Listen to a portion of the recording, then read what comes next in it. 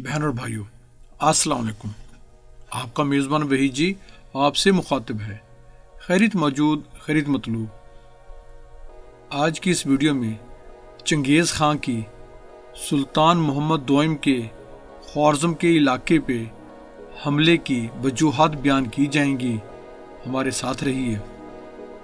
चंगेज़ खां की सल्तनत की हदूद बाईद एशिया तक महदूद थी। वो सहराओं में पला बढ़ा था और इंसानी तहजीब के साथ इसका पहला वास्ता चीन के मुज़ाफ़ाती इलाके खता में पड़ा था। खता के शहरों से वो अपने आबाई मैदानों की सब्ज चरागाहों में वापस लौट गया था। हाल ही में शहजादे कचलूक से पेश आने वाले वाक़यात और मुस्लिम ताजरों की एक जमात ने इसे एशिया के दूसरे हिस्से के बारे में मालूमात फराहम की थी। इससे कबल वो अपने मगरबी सरहदों के इस पार के बारे में कुछ नहीं जानता था, जहां सरसब्ज शादाब वादियां मौजूद थीं और बर्फ नहीं गिरती थी। इस सरजमीन पर दरिया बहते थे जो कभी नहीं जमते थे। इन इलाकों के लोगों की कसीर तादाद कराक्रम या यनकिंग से ज्यादा कदीम शहरों में रहती थी। इन्हीं मगरब की सिमत में बसने वाले लोगों से तिजारती काफिले आते थे जो अपने साथ अस्तूर की नादर अशिया, कीमती पत्थर, सुर्ख चमड़ा और सफेद कपड़ा लेकर आते थे। चंगेज खां तक पहुंचने के लिए इन तिजारती काफिलों को वस्ते एशिया का बैरियर यानी पहाड़ी सिलसिलों का एक नेटवर्क अबूर करना पड़ता था, जो दुनिया की छत तैगदोम बुश के मशरिक और जनूब मगरब में फैला हुआ था। कदीम तरीन जमानों से ये पहाड़ी सरहदी मौजूद थी। कदीम जमानों के अरबों से मंसूब असाब कहफ का पहाड़ भी यहीं मौजूद था, जो सहराए गोबी के खाना बदोशों और बाकी दुनिया के माबैन सरहद की तरह तनकर खड़ा था। एक वक्त था जब चंगेज खां की दिलचस्पी तिजारत में थी। सादा तर्ज जिंदगी रखने वाले मंगोलों के लिए वस्ते एशिया के पार से हजरत मोहम्मद सल्लल्लाहु अलैहि वसल्लम की पैरोकार मुस्लिम दुनिया के हथियार और अशियाए ज़रूरिया खास अहमियत के हामिल थे। मुसलमानों की हौसला अफजाई की कि वो तिजारती काफिले लेकर मगरब की सिमत जाएं। उसे मालूम था कि मगरब की जानिब इसका हमसाया खरासान का बादशाह है, जो खुद एक बड़ी सल्तनत का फातिह है। उसने शाह की तरफ सफीर भेजने का ऐलान किया। कभी उसने ऐसा ही एक पैगाम खता के बादशाह की तरफ रवाना किया था, लेकिन वो पैगाम हद दर्जा गुस्ताखाना और जारे था। जबकि सुल्तान अलाउद्दीन मोहम्मद ख्वारिज़्म शाह की तरफ इसने दोस्ती और बाहमी तिजारत का हाथ बढ़ाया था। इसका पैगाम तारीख के सफ़ात में आज भी इन अल्फाज के साथ महफूज है। मैं आपको मुबारकबाद पेश करता हूँ। मैं आपकी सल्तनत की ताकत और वुसअत के बारे में जानता हूँ। मैं आपको अपने बेटों की तरह तस्वर करता हूँ। मैंने खता और बहुत सी तुर्क अक़वाम पर फतूहात हासिल की हैं। मेरा मुल्क बहादुर जंगजुओं का एक कैंप है, जहाँ सोने चांदी की बहुतात है। मुझे दूसरी जमीनों की कोई जरूरत नहीं।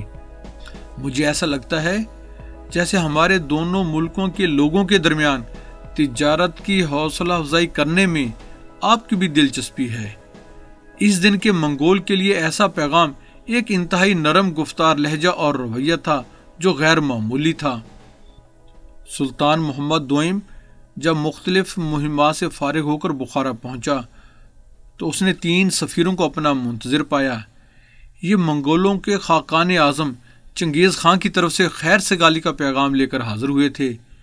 हुआ ये कि चंगेज़ खां ने सुल्तान मोहम्मद ख्वारिज़्म शाह की तरफ सिफारती मुहिम भेजी।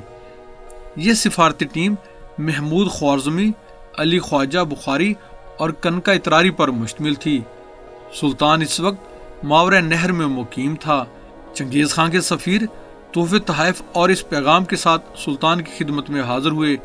चूँकि ख्वारिज़्म शाही सल्तनत चंगेज़ खां की हदूद से मिल गई है, इसलिए बेहतर होगा कि दोनों हुकूमतों में सफारती और तिजारती रवाबित कायम किए जाएं। इस ज़माने के वर्ल्ड ऑर्डर की रोशनी में मंगोल सफारत चंगेज़ खां की एक ज़बरदस्त चाल करार दी जा सकती है, चाहे इसकी आड़ में मकासद कुछ भी रहे हों। चंगेज़ खान ने सुल्तान के नाम ایک ذاتی خط میں اس کی پے در پے فتوحات پر اظہار تحسین کیا تھا اور لکھا تھا کہ وہ اسے اپنے بیٹوں کی طرح چاہتا ہے۔ سلطان نے چنگیز خان کا شکریہ ادا کیا، سفیروں کی قدر و منزلت کی گئی، بہت سے قیمتی تحائف چنگیز خان کی طرف اظہار خیر سگالی کے طور پر بھیجے گئے، لیکن چنگیز خان کے الفاظ کی گہرائی نے محمد خوارزم شاہ کو ذہنی طور پر تنگ کیا کہ چنگیز خان نے اسے اپنے برابر کا مرتبہ دینے کی بجائے اسے اپنے بیٹوں کی سطح پہ رکھا تھا۔ بہرحال سلطان محمد خوارزم شاہ کی مہمان نوازی سے لطف اندوز ہونے کے بعد جب یہ سفارتکار منگولستان واپس پہنچے تو سلطان کی طرف سے خیر سگالی کا پیغام اور تحائف پا کر چنگیز خان خاصا مسرور ہوا۔ اس نے حکم دیا کہ دونوں سلطنتوں کو ایک دوسرے کے قریب لانے کے لیے مزید عملی اقدام اٹھائے جائیں اور اعتماد اور خیر سگالی کو فروغ دیا جائے۔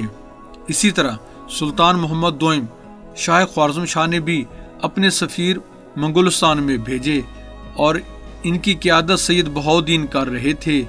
سید بیان کرتے ہیں کہ میں اور میرے ساتھی ریاست تمغاز کے حدود میں پہنچے، التون خان کا صدر مقام نزدیک آ رہا تھا۔ اسی اثنا میں ایک سفید ڈھیر نظر آیا، یہ ہمارے سفری مقام سے 2-3 منزل کی دوری پر تھا۔ ہم سمجھے کہ شاید یہ سفید برف کا پہاڑ ہے۔ مقامی باشندوں نے بتایا کہ یہ ان لوگوں کی ہڈیوں کا ڈھیر ہے جو قتل کیے گئے۔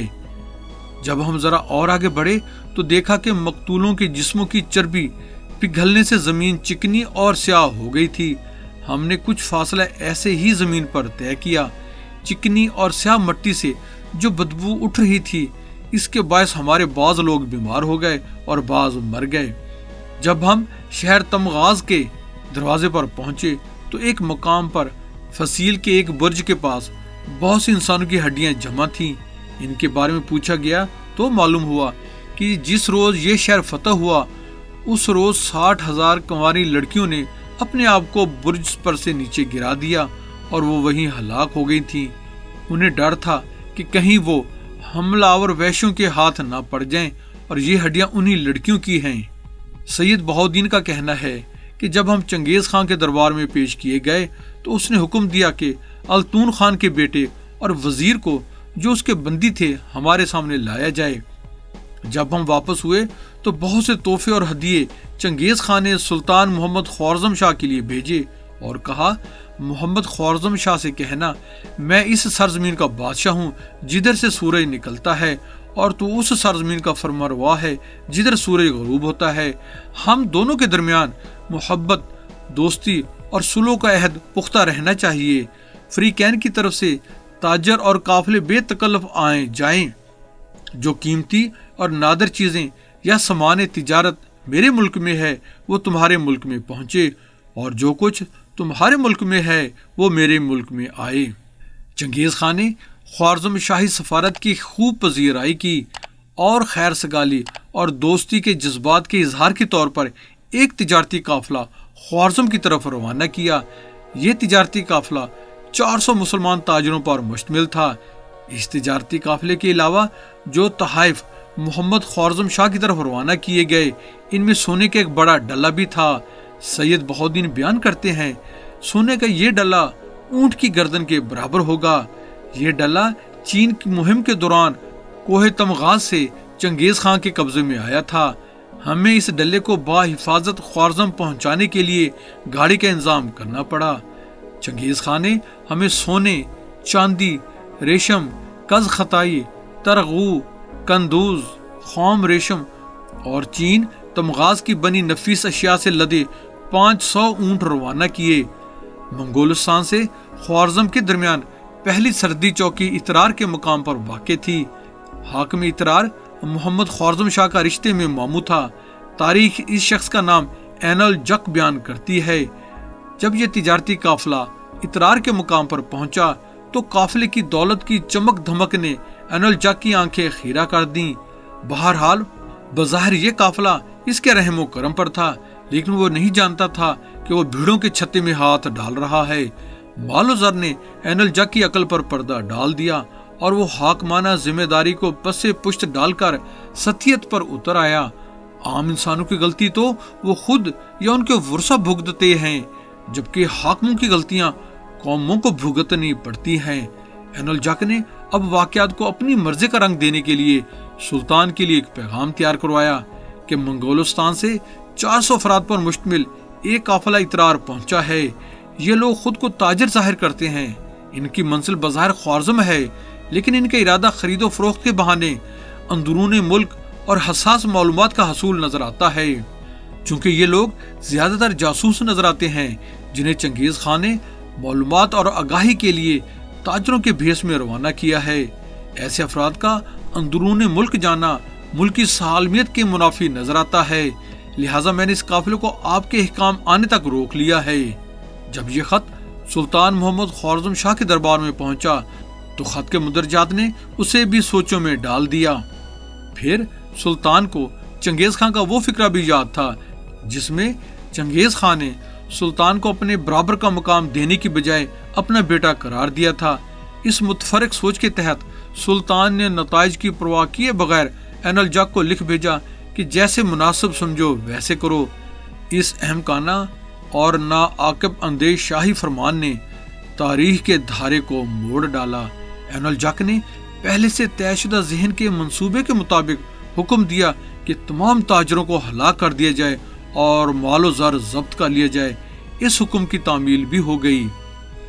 کہا جاتا ہے کہ اترار کے قتل عام میں صرف ایک ساربان کے سوا کوئی خاص و عام زندہ نہ بچا۔ وہ ساربان بھی اس لیے بچ گیا کہ وہ ساتھیوں کے قتل کے وقت ہمام میں تھا۔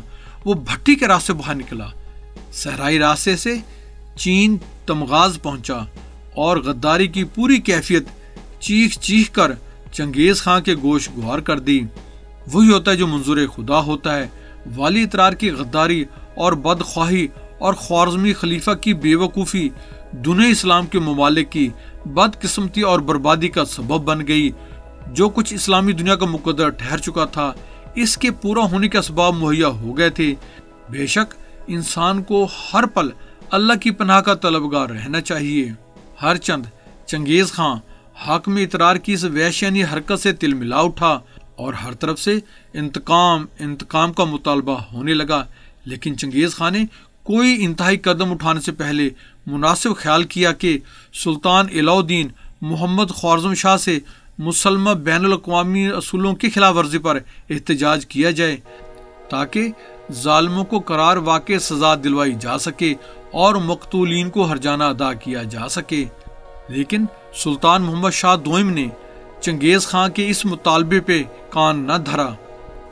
جب چنگیز خان کی سفارت ابن قفراج بوگرا کی قیادت میں سلطان محمد دوئم کے پاس پہنچے تو سفیروں نے مؤدبانہ صرف اتنا کہا کہ قاتلوں کو کیفر کردار تک پہنچا کر مقتولین کو ان کا حق لوٹایا جائے، لیکن اس کے جواب میں علاء الدین محمد شاہ نے سفیر کا سر کاٹ کر بھیج دیا۔ محمد شاہ کے اس گھٹیا اور سفارتی آداب کے منافی طرز عمل کی کسی طرح بھی حمایت نہیں کی جا سکتی۔ اس طرز عمل سے محمد شاہ کا زعم جھلکتا ہے کہ اول وہ عالم اسلام کا ایک طاقتور اور امیر ترین بادشاہ ہو کر منگولوں سے معاہدہ کرنے پر مجبور ہوا۔ دوئم وہ کبھی بھی اچھا سیاستدان نہ تھا۔ اس کا خیال تھا کہ چونکہ اس کی شہرت فاتح عالم کی حیثیت سے پھیل چکی ہے، سفیر کا کٹا سر مغلوں پر اس کی دھاک کو مزید پکا کر دے گا۔ اس کا خیال کچھ بھی ہو، لیکن اس نے بھیڑوں کے چھتے میں ہاتھ ڈال دیا تھا جس کا نتیجہ نقصان اور بربادی کے سوا کچھ نہ تھا۔ چنگیز خان پرامن معاشرت اختیار کیے ہوئے تھا، لیکن اب اس کا وہ پرانا پاگل پن اور جنون پھر بیدار ہو چکا تھا جو جوانی میں اس کا وتیرہ تھا۔ مشرق میں اس کی فراق دلی اور وفا شعاری کا چرچا تھا جو مغرب کی اس حادثے کی وجہ سے پاش پاش ہونے کو تھا۔ چنگیز خان کا قول تھا کہ جو مزہ اور سرور دشمن کو پچھاڑنے اور پھر اس کا تعاقب کرنے میں ہے، اس کی بات ہی کچھ اور ہے۔ تو اس نے جلتی پر تیل کا کام کیا۔ یہ اقدام سوئے شیر کو جگانے کے مترادف تھا۔ سلطان اور چنگیز خان کے درمیان کبھی بھی طاقت کے توازن کی بنا پر امن قائم نہیں تھا، بلکہ ایک طرح سے خوف کے توازن کے تحت تھا۔ دونوں کے پاس ایک دوسرے کی طاقت کے بارے میں صحیح اطلاعات کا فقدان تھا۔ آج اس نے پھر पुरानी पॉलिसी पर अमल पैरा होने की कसम खाई। उसने कसम खाई कि वो दुनिया में कोई सल्तनत, कोई बादशाहत अपाहज बनाए बगैर नहीं छोड़ेगा, ताकि कोई हाथ ऐसा ना रहे जो चंगेज खां के गिरेबान तक पहुंच सके, कोई जुबान ऐसी ना रहे जो चंगेज खां को ललकारने के काबिल रह सके। मंगोलों का मरवजी असूल था कि मंगोलों के सफीर के कत्ल का खूनी इंतकाम लिया जाए और जंग का मतलब फतेह होगा, चाहे जितना मर्जी खून बहाना पड़े। तारीख बताती है कि कराक्रम शहर लौटने के बाद उसने सुल्तान मोहम्मद शाह को जो आखिरी पैगाम भेजा, उसकी जुबान निहायत कड़वी थी। उसने लिखा, तुमने लड़ाई की आवाज दी है, अपने लिए जंग का इंतखाब किया है, अब जो होना है वो होकर रहेगा। इसका इल्म सिर्फ खुदा को है, मुझे भी नहीं। बहन और भाइयों, अगर आप हमारे YouTube चैनल हिस्ट्री बाय वही जी पर नए आए हैं तो हम आपसे मुल्तमिस हैं कि हमारे चैनल को सब्सक्राइब करके बेल आइकन पर क्लिक कर लें, ऑल को चेक इन कर लें, हमारी वीडियोस को अपने हल्के अहबाब में शेयर करें, कमेंट्स बॉक्स में अपनी कीमती आरा से हमारी रहनुमाई फरमाएं। आपके ये प्यार भरे इकदाम हमारे लिए हौसला अफजा होंगे। जज़ाकल्लाह।